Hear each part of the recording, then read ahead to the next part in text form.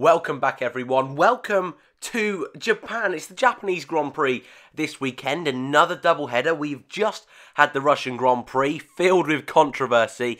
Haven't had time to put out my review for the Russian Grand Prix. The same with the Singapore and Monza Grand Prix. It has been a real hectic time, but we're doing a preview. It's the first preview since Monza, so hopefully this week we're going to slowly get things back on track. And it's an early start this weekend and a Channel 4 live race at 6 o'clock and 5 o'clock over the weekend. That's a lot of fun. That's great news for a lot of Formula 1 fans who don't watch Formula 1 on Sky. Just thought I'd update you on that. But that's not really what we're here to talk about. In these preview videos, we have a little look at the week ahead. Who we think's going to win. We do some predictions, we do some estimates of drivers of the day, and we do our top fives for the race and quali. But what the main thing we do is we have a look at practice, and it's very hard with practice to sort of break it apart, break it down, and analyse where all the teams are. It's very, very difficult, but that's what we try to do, and that's what we're going to do today. Going into this weekend, not a lot of huge news, to be perfectly honest with you. If you saw my video earlier on in the week, we've had those stories that qualifying is going to change for next year. That is a very interesting concept indeed. Still, drivers like Esteban Ocon still don't have a seat for next year, and silly season, although it's starting to die down, it's still not quite there. Going into this weekend as well, Ferrari have bought a brand new livery with them. Mission Winnow. A very interesting concept. I'm not too sure if I like it. I'd love to know your thoughts if you've seen that at all over the weekend. I'd love to know what you think about that. But like I say, guys, we're at Japan. A track that in the hybrid era, let's be perfectly honest with you, hasn't thrown up the best races. And especially last year with these brand new cars, it's very, very difficult to overtake. And so, drivers, like you can see here, the crazy fan hats of the Japanese, Pierre Gasly's car in hat form there. I think it's going to be difficult for those guys at their home Grand Prix, pretty much, Toro Rosso Honda, to put in a major performance. Just before we get on to the practice results then, look at this. Look at this. We have the rare breed here, coming out of the caves, coming out of hiding, the Romain Grosjean fans. Very nice to see, as he was confirmed to be driving for Haas next year. Right then, I think we should crack on with the practice results. And it looks like, to be totally honest with you, Mercedes are going to continue their dominance on from the Russian Grand Prix. Hamilton quickest in first practice by 4/10 over his teammate Valtteri Bottas. Daniel Ricciardo in third for Red Bull. Raikkonen fourth and Vettel fifth, but limited running for the Ferrari boys, just 20 laps each. And even though they both were on the super soft tyres, the softest compound coming this weekend, didn't really get a huge clean running in. So that'll be interesting to see as the weekend goes on, if Ferrari can find a little bit more pace. Max Verstappen P6 after a great race in Russia. Driver of the day, deservedly so. Esteban Ocon P7, that's what he needs. He needs to 7th every single session this weekend, and if he can do that, he'll be in good stead for a better chance at that Williams seat next year. But if I'm being totally honest, I reckon, let's be honest, Ocon should be in F1. We all know this, he should definitely be in F1, but he knows what he's doing next year. I really do believe that, and I think a lot of these stories and talks about all these drivers, they're being dragged out, and the publicity for teams like Williams that are really struggling at the moment, it's great for them. So they're just going to keep it all under wraps, and even Force India as well. They know who they're having. Just tell us for crying out loud.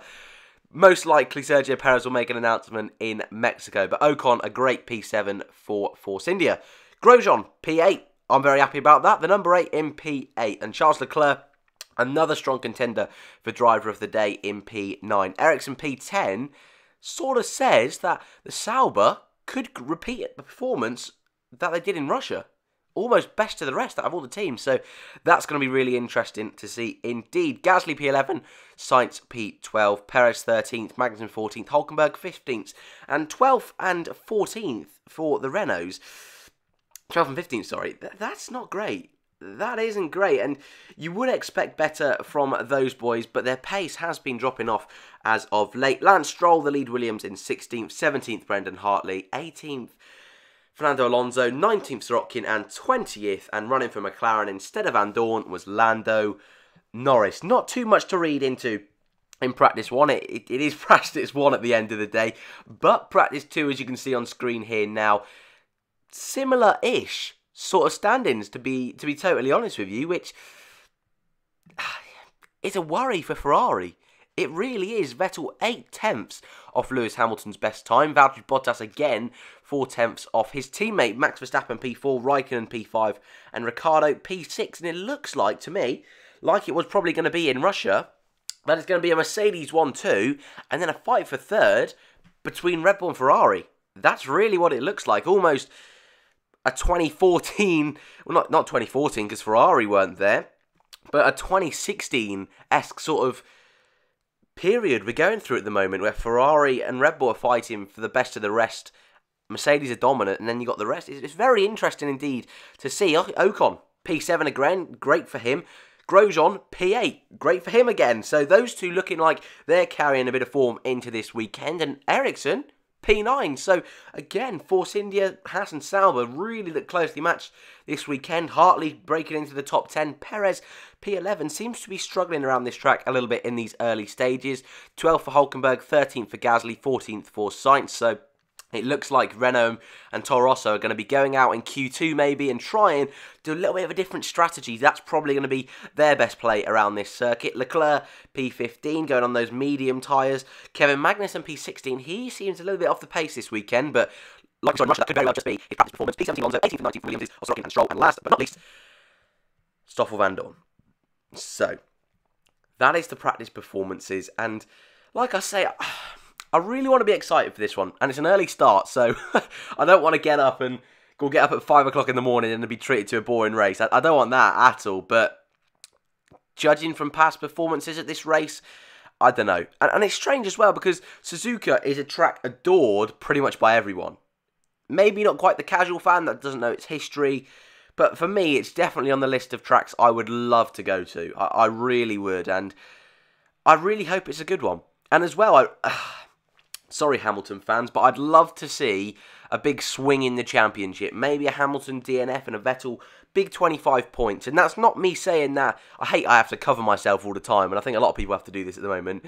But I'm not saying that Hamilton shouldn't win the World Championship. I just really think, for the sport, for the fans, for the drama and the story, I do love a bit of drama, I'd really love it just to be these final few races, a real tense fight between Hamilton and Vettel, like we've seen all season long. And that really would be fantastic to see. But before we go, my favourite bit of the weekend, and my favourite bit of looking what you guys have to say in the comments, predictions going into the Japanese Grand Prix. You know what?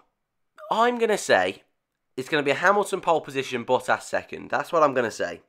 And in third, Sebastian Vettel. Pretty straightforward. That's my top 3 for quali. But in the race it's a little bit different.